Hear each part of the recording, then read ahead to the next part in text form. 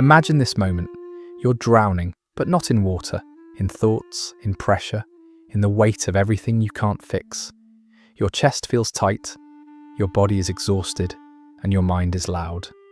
And the loneliest part is, you're not actually alone. In your hand, there's a phone. You could call someone, a friend, a partner, a family member, and realistically, they would answer. They would listen. They would show up. But instead, you flip the phone over. You silence the notifications, you lock the door, and you disappear. Not because you don't want love, not because you're cold, not because you prefer to be alone, but because something inside you whispers, a terrifying lie. If they see you like this, and they'll judge you. If you let them in, they'll pity you. And pity is worse than loneliness, so you choose isolation. And here's the paradox. The exact moment you need connection the most is the moment you destroy it. If you've ever done this, pulled away, gone silent, pushed away the people who are trying to hold you, listen closely. You are not broken.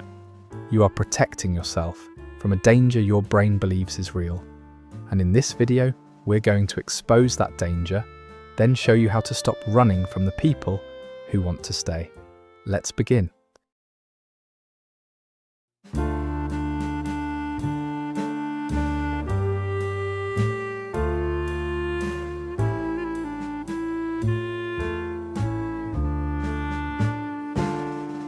Before we go any deeper, we need to make one critical distinction, because not all silence means the same thing.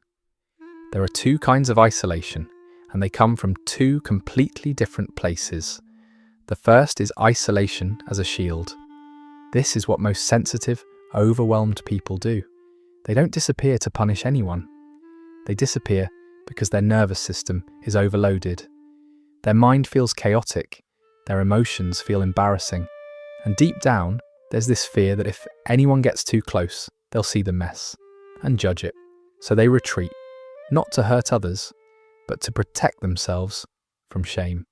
This is the person who says, "I'm fine," while silently falling apart. This is the person who cancels plans, stops replying, and convinces themselves, "I just need space. I'll come back when I'm better." But then there's the second type, isolation as a weapon. This is not withdrawal. This is control. This is when silence becomes a punishment. If you hurt me, I'll disappear until you suffer too. This is the silent treatment, the cold shoulder, the emotional hostage situation. And let me be clear, those two behaviours may look identical on the surface, but psychologically, they're worlds apart. In this video, we're talking about the first one, isolation as a shield. Because if that's you, you're not toxic. You're not heartless. You're not manipulative. You're scared. You're flooded. And your brain has learned that disappearing is safer than being seen. Now the question becomes, safer from what? To understand why connection can feel unbearable during hard times, we need to borrow an image from an old philosopher, Arthur Schopenhauer. He described a group of porcupines on a freezing winter night. If they stay apart, they freeze. But if they huddle close to share warmth, their sharp quills start stabbing each other, so they pull away. Then the cold becomes unbearable again, so they move closer. Then they bleed again. They're trapped in a brutal choice, freezing or bleeding. And for a lot of people, that is exactly what relationships feel like when life gets heavy.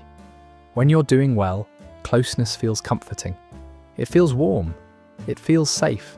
But when you're overwhelmed, when your emotional skin is raw, closeness starts to feel like danger. A simple question like, "Are you okay?"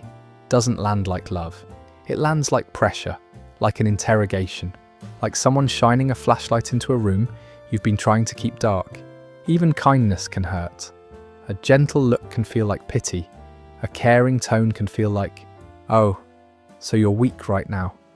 And for the person pushing people away, pity is worse than loneliness. Because loneliness is painful, but pity feels humiliating. So you do the only thing your brain thinks will protect you. You pull back, you shut down, you isolate. And here's what's really happening underneath. You're not rejecting people because you don't love them. You're rejecting them because you don't trust what will happen if they see the truth. In your mind, closeness has quills, and when you're already bleeding inside, you'd rather freeze alone than risk bleeding in front of someone else. Now we get to the real core of the behaviour.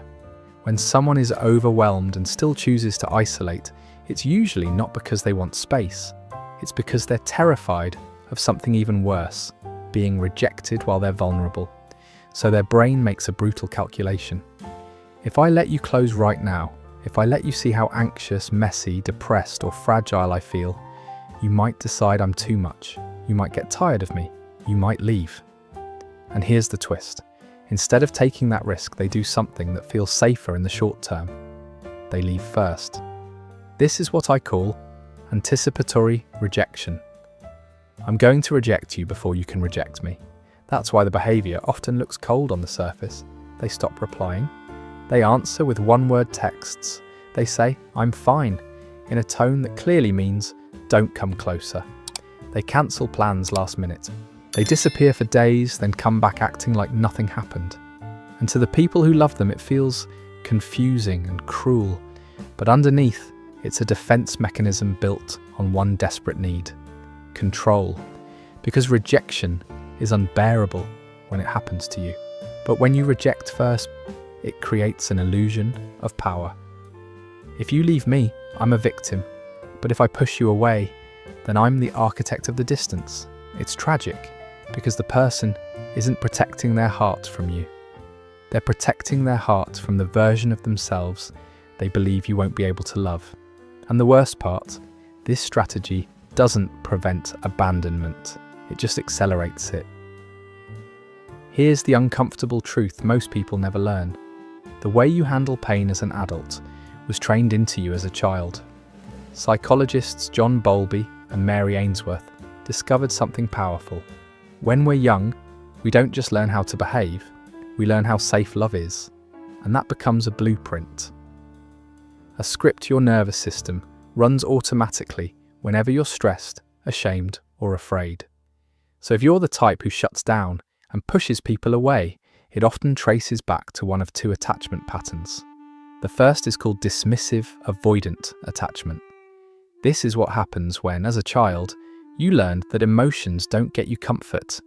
They get you ignored. Maybe you cried and no one came. Maybe your needs were treated like inconvenience. Maybe you were praised for being easy, quiet, strong. So you adapted. You learned needing people is dangerous. Feelings are weakness. I have to handle everything alone. As an adult, that becomes hyper-independence.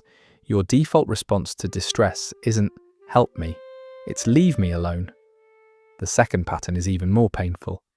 Fearful avoidant attachment, also known as disorganized attachment. This is the come here, go away dynamic. It often happens when the person who was supposed to be your safety was also unpredictable. Sometimes loving, sometimes explosive, sometimes warm, sometimes terrifying. So your brain learned a contradictory lesson. Closeness equals comfort and danger.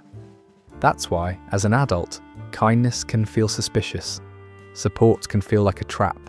And when someone gets close during your worst moments, your system panics. You may even unconsciously test people, push them away to see if they'll fight to stay. But here's the tragedy. The test works until it doesn't. Eventually, people get exhausted. So if this is you, let me say it clearly. You're not broken. You're not too much. You're running an old survival script in a life that finally demands something new. Now let's talk about the part most people misunderstand. When you shut down and push people away, it's easy to blame it on attitude. They're being stubborn. They're being dramatic. They're being cold. But in many cases, it's not personality. It's biology. When you're in a crisis, burnout, anxiety, depression, emotional overwhelm, your body floods with cortisol and adrenaline. Your nervous system flips into survival mode. Fight, flight, or freeze. And pushing people away is usually a blend of flight and freeze. Flight looks like emotional withdrawal, disappearing, cancelling plans, avoiding conversation.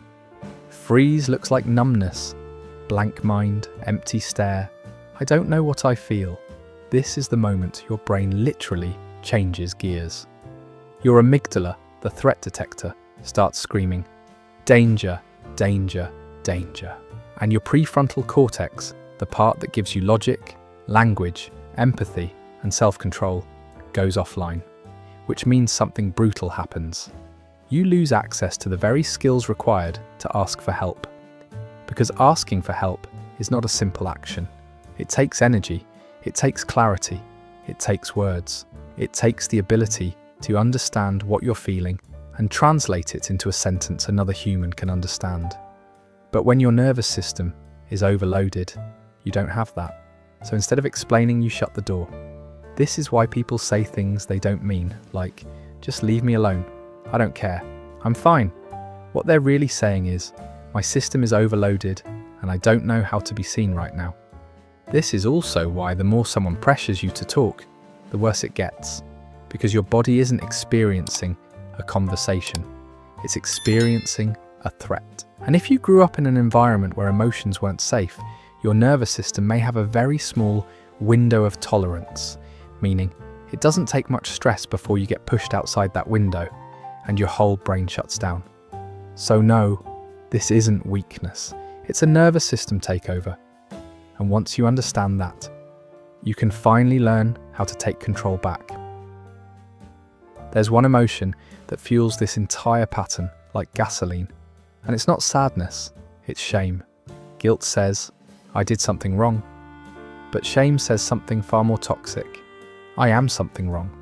And when you're struggling, when you're anxious, depressed, burned out, shame doesn't just make you feel bad. It makes you feel contagious, like your pain is going to infect everyone you love. So you look at your partner, your friends, your family, and you start believing the most dangerous lie in the human mind. I'm a burden.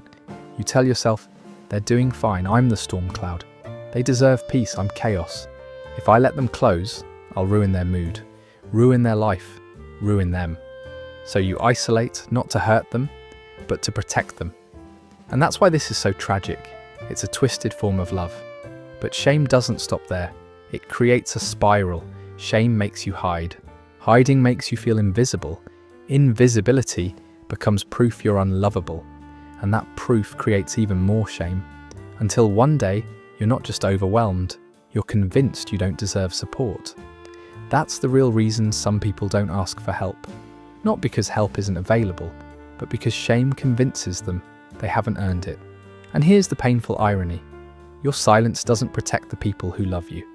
It just makes them feel like they're losing you while you're still alive, because sadness invites connection, but shame demands disappearance. Now I want you to imagine something, because this is the part most people never see. When you shut down, it feels like you're protecting everyone from you. But on the other side of that door, there's a completely different experience happening. At first, the people who love you don't feel angry. They feel concerned. They send a text. Hey, I'm here. You don't reply. They knock gently. Can we talk? You say, not now. So they try again and again, because they care, because they don't want to lose you.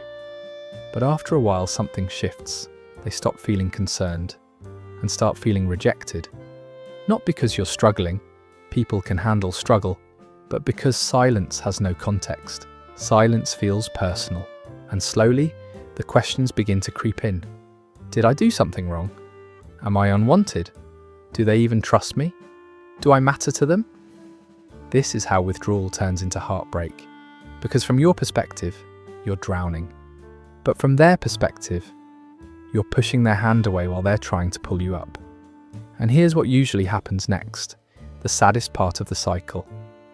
They stop knocking, not because they don't care, but because every time they reach for you, it hurts. So to protect themselves from bleeding, they step back. They give you space. And when your brain sees that space, it interprets it as proof. See, they left. I knew it. I really am too much. But they didn't leave because you were too much. They stepped back because they were losing themselves, trying not to lose you. This is why the pattern is so dangerous. Not because you're unlovable, but because isolation trains love to retreat. So now the real question is this: if your nervous system is the one slamming the door, how do you open it again, without forcing vulnerability you don't have the energy for? Here's the answer. You don't need a deep heart-to-heart in the middle of a shutdown. You need a reconnection protocol. Simple, repeatable, and realistic. I call it the 3-level reconnection protocol. Because connection isn't one big leap. It's a staircase. Level 1. Micro-connection, 30 seconds. This is the minimum dose that prevents damage. When you feel the shutdown coming, tight throat, blank mind, urge to disappear, send one sentence, not a paragraph, not an explanation, just a signal. Use a pre-written script like, "I'm overwhelmed, I'm not mad at you. I'm going to be quiet for a bit, but I'm still here." That sentence does something powerful. It protects the relationship from misinterpretation, because silence without context feels like abandonment, but silence with context feels like a human nervous system doing its best. Level 2. Parallel existence. No heavy talking required. Here's a truth that changes everything. Intimacy doesn't always mean talking. Sometimes the bridge back to safety is simply sharing a room. Tell the person you love, "I can't talk right now, but can you sit with me while I read or watch something together?" This trains your body to learn a new lesson. I can be unwell and still be close. You're lowering the wall without demanding emotional performance. Level 3. Verbal repair after the storm passes. This is the step that most people skip, and it's why the cycle repeats.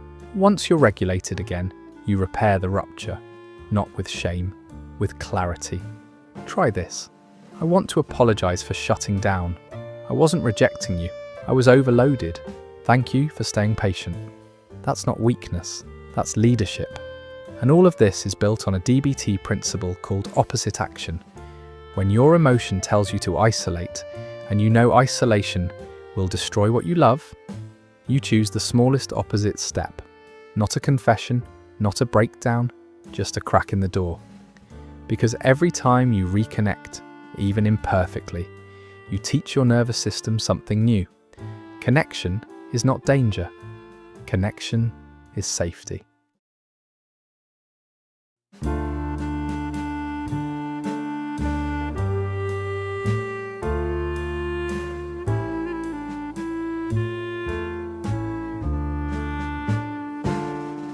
Pushing people away isn't a personality flaw.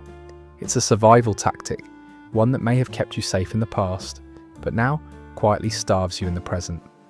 So the next time your body urges you to lock the door, try something smaller. Leave it open 1 inch, send the one sentence, stay in the same room. Let someone sit beside you without fixing you, because your silence doesn't protect you. It only teaches people how to live without you. If this video resonated, I want you to comment below. What is your shutdown signal? What's the first sign you start pulling away? And if you want more psychology-based videos like this, real, practical, and deeply human, subscribe to the channel and stay with us. You don't have to do this alone. Thank you for watching.